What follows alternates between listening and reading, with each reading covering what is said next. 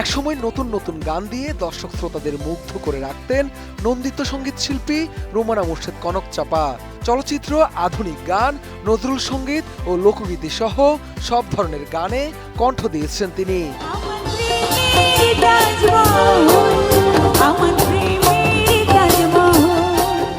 বর্তমানে আগের মতো গানে নিয়মিত না থাকলেও সামাজিক যোগাযোগ মাধ্যমে বেশ সক্রিয় এই সঙ্গীত শিল্পী। তবে সম্প্রতি এআই প্রযুক্তি ব্যবহার করে তার ছবি ও ভিডিও তৈরি ও প্রচার করায় বিরক্তি প্রকাশ করেছেন কনক চাপা।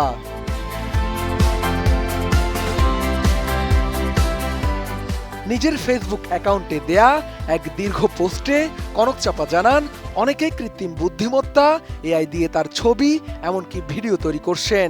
কেউ নিছক শখে, আবার কেউ বাণিজ্যিক উদ্দেশ্যে এসব করছেন। পুরো বিষয়টি তাকে বিব্রত করছে বলেও উল্লেখ করেন তিনি।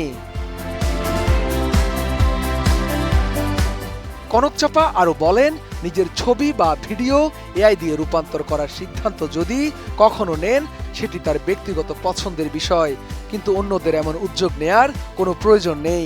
তিনি প্রশ্ন তোলেন, বাস্তবের তাকে কি আর মানুষের ভালো লাগছে না?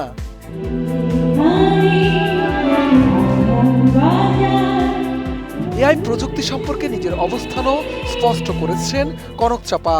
তার মতে, প্রযুক্তি যত উন্নতই হোক না কেন, এটি কখনোই একজন মানুষের প্রকৃত সত্তা ও অভিব্যক্তিকে তুলে ধরতে পারে না।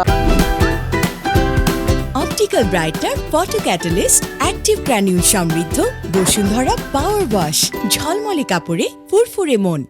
বরং বাহ্যিকভাবে আকর্ষণীয় করে তুললেও কাছ থেকে দেখলে ছবির স্বাভাবিক বৈশিষ্ট্য হারিয়ে যায়।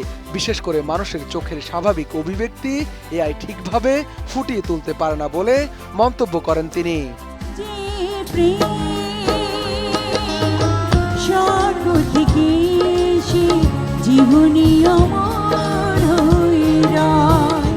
কনক চাপার মতে, তার নিজের প্রচুর ছবি আগে থেকেই রয়েছে, তাই সেগুলোকে আবার কৃত্রিমভাবে পরিবর্তন করার প্রয়োজন দেখেন না।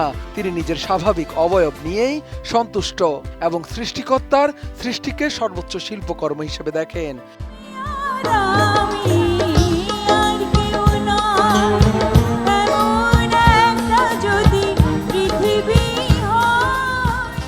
একই সঙ্গে কনক চাপা জানান, নিজের চেহারা নিয়ে তার কোনো অস্বস্তি বা আক্ষেপ নেই, তাই অন্যদেরও তা পরিবর্তনের চেষ্টা করা উচিত নয়। তার মতে, কৃত্রিম বুদ্ধিমত্তার আরও অনেক ইতিবাচক ব্যবহার রয়েছে, কিন্তু বাংলাদেশে অনেকেই এটি শুধু ছবি সম্পাদনার কাজে ব্যবহার করছেন।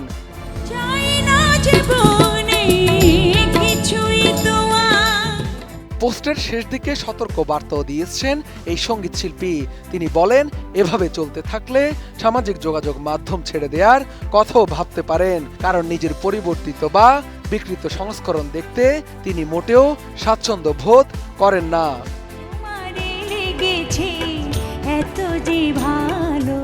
কনক চাপা আরও জানান, জীবনে কখনো বাহ্যিক সৌন্দর্য বৃদ্ধির জন্য পার্লার, বুটক্স, ব্রু প্লাগ, কৃত্রিম আইল্যাশ কিংবা হেয়ার এক্সটেনশনের আশ্রয় তিনি নেননি। তাই এআই দিয়ে তৈরি বিকৃত ছবি বা ভিডিও তিনি দেখতে চান না। তার কথায়, নিজের স্বাভাবিক পরিচয় ও ব্যক্তিত্বকেই তিনি সবচেয়ে বেশি ভালোবাসেন।